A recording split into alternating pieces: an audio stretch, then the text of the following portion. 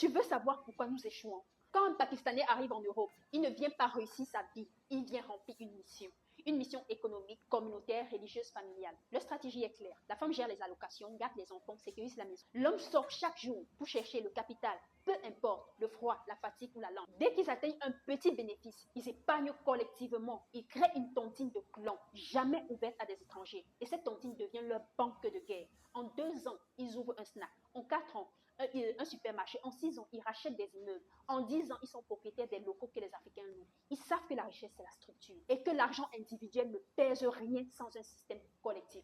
Notre drame à nous, nous confondons liberté et dispersion. L'Africain, dès qu'il met les pieds en Europe, croit qu'il a réussi.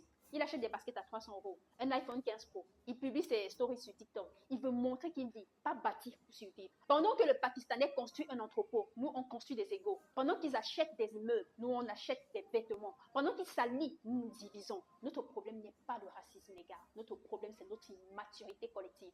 On veut des droits sans les devoirs. On veut les résultats sans les sacrifices. Et quand on échoue, on accuse le système. Mais la vérité, c'est que le système n'aime personne. Il récompense ceux qui s'organisent. Tu peux détester ce que je vais te dire, mais regarde autour de toi. Un arabe ne trahit pas son frère, même s'il ne s'aime pas. Ils se soutiennent dans le business. Leur logique est simple. Mieux vaut que la richesse reste dans notre communauté, même si je ne t'aime pas.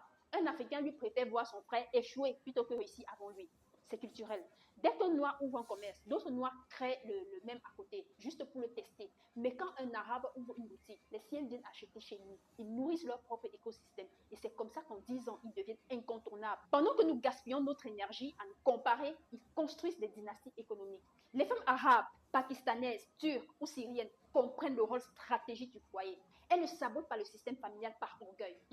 Elles savent que leur mari est la colonne du projet collectif. Elles participent à l'économie en gérant l'argent, pas en détruisant le plan. Pendant ce temps, chez nous, la désorganisation est totale. Les femmes veulent être indépendantes. Les hommes veulent être libres. Résultat, des couples explosent, des foyers implosent, les enfants grandissent sans repère. Et dans un monde d'alliance, nous sommes les seuls à entrer dans la bataille désunie. C'est la cause cachée de notre pauvreté. Les statistiques sont froides. Le taux de divorce est le plus élevé chez les diasporas africaines. Le taux de collaboration est le plus faible entre entrepreneurs noirs et les taux de capitalisation les plus bas dans nos communautés. Regarde bien, les Arabes ne font pas de bruit. Les Pakistanais ne s'exhibent pas. Ils bossent, ils s'organisent, ils observent dans l'ombre. Pendant ce temps, l'Africain parle, live Facebook, débat TikTok, conseils sans expérience, apparence sans substance, mais dans les bilans comptables.